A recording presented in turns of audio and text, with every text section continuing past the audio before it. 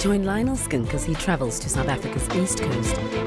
The King Shark International Airport, the Port of Durban. I'm standing here at the Gardenia Farm in Newcastle. Welcome to Ladysmith. Discovering the best KwaZulu-Natal has to offer. KwaZulu-Natal offered a world within a world. The Port of Durban is an important part of the economy of the country. We have it all in KwaZulu-Natal. A province serious about attracting investment. The business people had zero increase on rates in this town. And why do all of this? Well, it's just for the love of it, isn't it?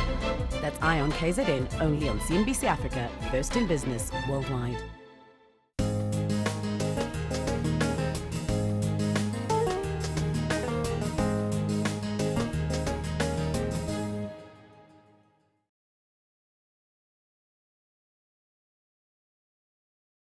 Rub shoulders with government and business leaders as they discuss KwaZulu-Natal as a gateway into Africa and the opportunities to transform the region into an economic giant. That's at the International Entrepreneurship and Investment Conference at the ICC in Durban from 1 to 3 June.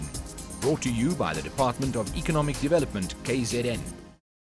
The rest of the continent is now very stable, peaceful, and there's got democratic dispensation. It allows us space now to be able to grow the economy and trade more.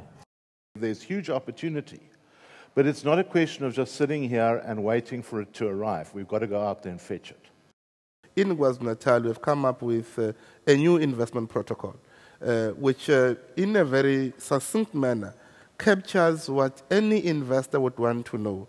And we think we're going to be about amongst the top 10 countries in the world that have done that.